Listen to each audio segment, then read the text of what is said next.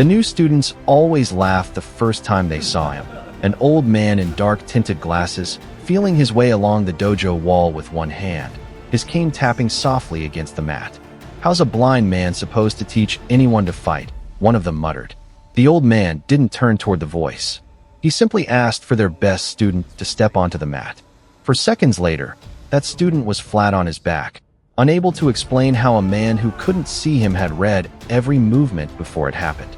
But the real shock came from a man standing near the entrance, a former army officer who recognized the technique, one used by a single unit that had officially stopped existing almost 20 years earlier, the same year its lead instructor was reported killed. Ashfield Dojo occupied a converted warehouse on the edge of a mid-sized city, the kind of martial arts school that had built a modest but devoted following over 15 years under the quiet leadership of a sensei nobody in the current generation of students knew much about beyond his name. Training mats stretched across the main floor, heavy bags hung along one wall, and a small shelf near the entrance held a handful of modest trophies from students who had gone on to compete regionally, none of them bearing Kenji's own name anywhere on their inscriptions. Kenji Osei arrived at the dojo the same way he arrived every Tuesday afternoon, wearing a simple black training uniform, dark tinted glasses covering eyes that had seen nothing at all for over 2 decades, one hand tracing lightly along the wall as he made his way toward the mat, a thin white cane tapping a steady rhythm against the polished wood floor.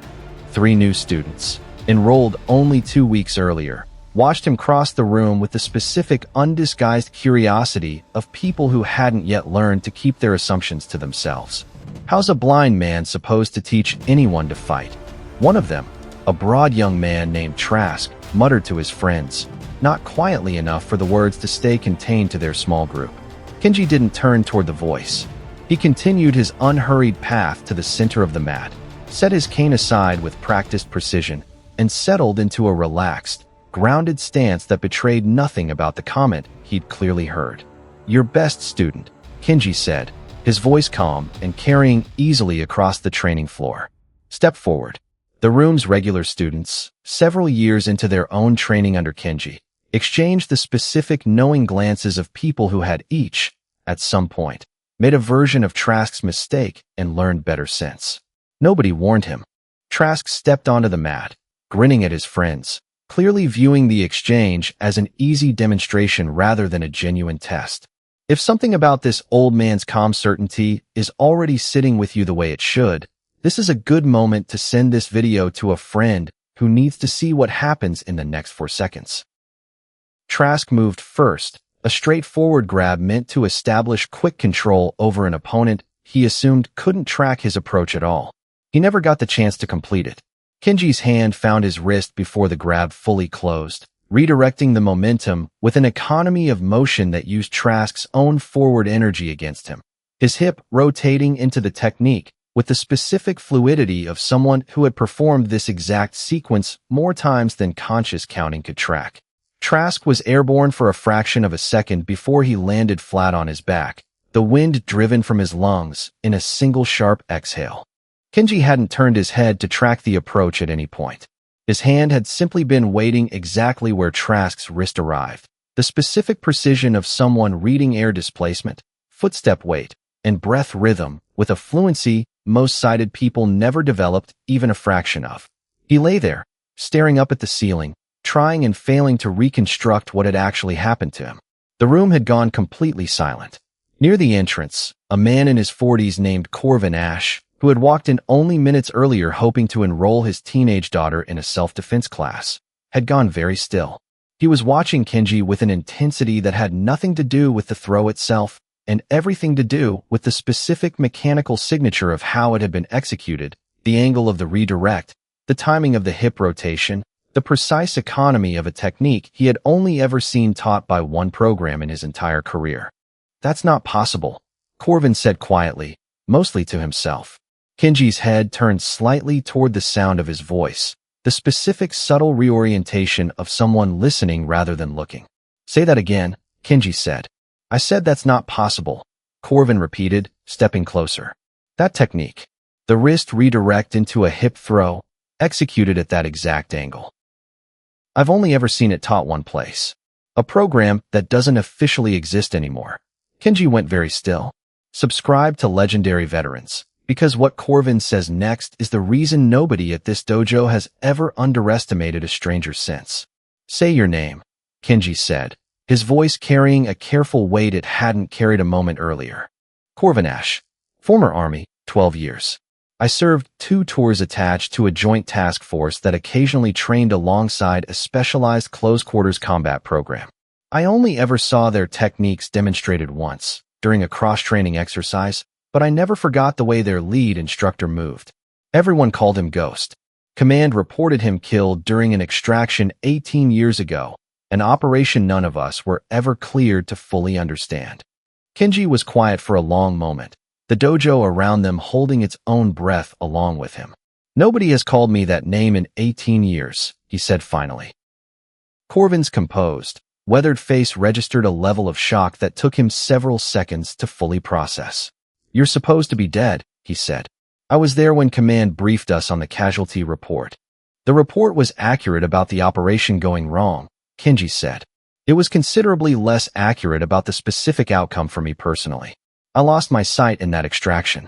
By the time I was stable enough to have the conversation, certain people found it considerably more convenient if the official record stood exactly as it had already been written.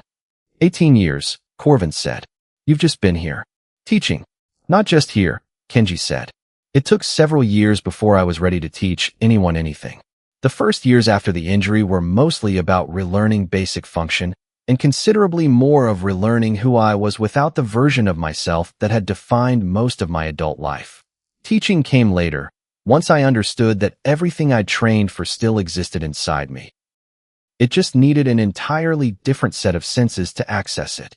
If you've ever wondered what it costs to let the world believe you're gone, stay with us, because what happens over the next several minutes is going to reopen a chapter Kenji Osei believed had been permanently closed. The dojo's regular students had drifted closer during this exchange, drawn by the specific weight of a conversation happening in a register none of them had ever heard their sensei use before. Trask, finally sitting up on the mat, stared between Kenji and Corvin with an expression that had moved entirely past his own humiliation into genuine confusion about what he was witnessing. You two know each other, he said, mostly to fill the silence. We served in overlapping circles a long time ago, Corvin said, not looking away from Kenji. I never expected to find you again. I definitely never expected to find you teaching civilians in a converted warehouse. Teaching is what remained available to me, Kenji said. After the injury, after the record closed the door on everything else, this was the version of usefulness I could still build. I'm not unhappy with what it became. Corvin's phone buzzed in his jacket pocket. He glanced at it, and something in his expression shifted from stunned recognition into a different, more urgent kind of tension entirely. I need to take this, he said, stepping a few feet away. He returned less than 2 minutes later, his face considerably paler than the shock of recognizing Kenji had left it. That was my brother-in-law, he said. He runs private security for a shipping executive 2 counties over. His client's teenage son was supposed to be home from a private tutoring session an hour ago. Nobody's heard from the tutor or the boy since. The family's getting a ransom demand within the hour, and my brother-in-law's entire team is stretched thin covering another assignment tonight. What does this have to do with either of us? Trask asked, still sitting on the mat. Because whoever's behind this used a specific approach to isolate the boy that matches operational patterns I haven't seen outside of exactly the kind of program Kenji used to be part of, Corvin said. Professional isolation timing, communication blackout discipline, the kind of methodical patience that doesn't belong to an opportunistic kidnapping. I need someone who can read this the way Kenji clearly still can, faster than my brother-in-law's team can manage alone tonight. Kenji considered this for exactly as long as it took Corvin to finish the sentence. Take me to the last confirmed location, he said. Subscribe. Actually, forget the formalities. Just stay with us. Because what Kenji does over the next several hours is the reason a frightened 17-year-old boy is going home tonight, instead of becoming a headline nobody would have wanted to read. Corvin's brother-in-law, a lean, tense man named Holloway, met them at the tutoring center 20 minutes later, his composure visibly strained under the weight of a situation escalating faster than his resources could contain. "Reyes says you can help?" Holloway said, looking at Kenji with the specific confusion of a man being introduced to someone he had every reason to believe he'd never actually need. "I don't have time to process how a blind man is supposed to read a crime scene faster than my own trained team. I don't read scenes with my eyes," Kenji said. "I never fully did, even before I lost them. Show me the last confirmed location, and let me listen to what everyone else has already walked past without noticing." "My team's already processed the parking lot twice," Holloway said. "Standard search protocol, grid pattern, nothing missed." "Your team processed it the way a sighted search team always processes a scene," Kenji said. Visually, quickly, confident that anything worth noticing would be visible at a glance. "I'm not criticizing the protocol. I'm telling you it has a specific blind spot, and coincidentally, that blind spot happens to be exactly the kind of information I've spent 18 years learning to gather instead." Holloway hesitated only a moment before leading him toward the tutoring center's parking area, the specific hesitation of a man weighing skepticism against the mounting evidence that skepticism hadn't produced results fast enough on its own. Holloway led him to the tutoring center's parking area, where the boy's abandoned backpack sat exactly where it had been found, undisturbed by the search team that had already processed the scene once. Kenji knelt beside the backpack, running his fingers lightly across the asphalt around it, tracing tire marks that hadn't matched the family's own vehicle, and listening, with the specific trained attention of someone who had spent decades learning to extract information from a world most people processed almost entirely through sight. "Two vehicles," Kenji said. "Not one. The tire spacing here is inconsistent with a single car making one stop." Someone was already waiting when the tutor's car arrived, which means this wasn't opportunistic. It was planned around this exact schedule, which means whoever did this had access to information about the boy's routine that isn't publicly available. "You're saying someone close to the family," Holloway said. "I'm saying someone who could have obtained that schedule through professional reconnaissance rather than casual observation," Kenji said. "The kind of reconnaissance that takes considerable patience and considerable skill. This isn't an amateur crime." Kenji moved through the surrounding area methodically, listening for details the sighted search team had walked past without registering. A faint chemical smell near a storm drain 200 yards from the pickup point that suggested a vehicle had idled there for an extended period. The specific quality of gravel disturbance along a service road that matched a vehicle backing carefully into position rather than simply parking. "Most searches fail because people trust their eyes to notice everything relevant," Kenji said, moving slowly along the road's edge, one hand trailing lightly against a chain-link fence. "Eyes are fast, but they're lazy. They notice what they expect to notice and skip past what doesn't immediately register as significant.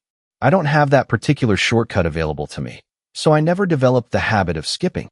"What are you actually listening for?" Holloway asked, following a few steps behind. "Right now, nothing specific," Kenji said. "I'm building a picture of what this stretch of road normally sounds and smells like, so anything that doesn't belong stands out more clearly. A parking lot has its own baseline. A road that isn't regularly used by search teams has a different one. You learn to notice the difference the same way you'd notice an unfamiliar word in a sentence you'd otherwise read without thinking." "They waited here," Kenji said, stopping at the service road. "For a while, long enough that whoever was driving got out at least once, based on the shifting weight pattern in the gravel. This is where they took him."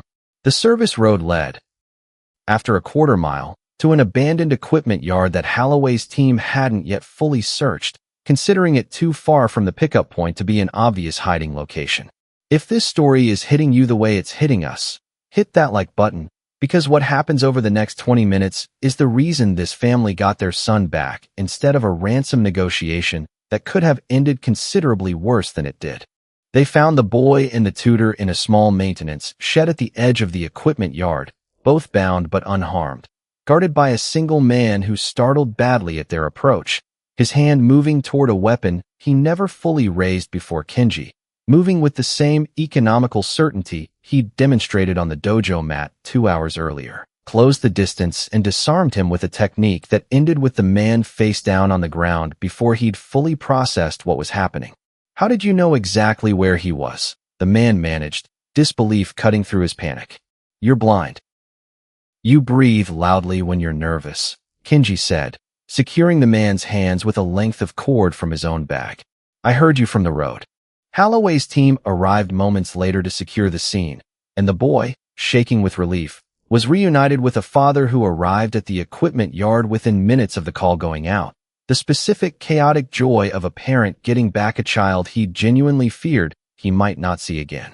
The tutor, an anxious young woman named Isla who had been bound alongside the boy for nearly 2 hours, approached Kenji once the immediate chaos had settled, her hands still trembling from the ordeal. I don't understand how you found us, she said. The search team walked right past that equipment yard twice. I heard them. They were looking with their eyes, Kenji said. Eyes are excellent at confirming what you already expect to find, and considerably less reliable at noticing what doesn't fit the picture you've already built in your head. I don't have that particular limitation available to me anymore, so I had to develop a different one instead. Aren't you afraid? Isla asked.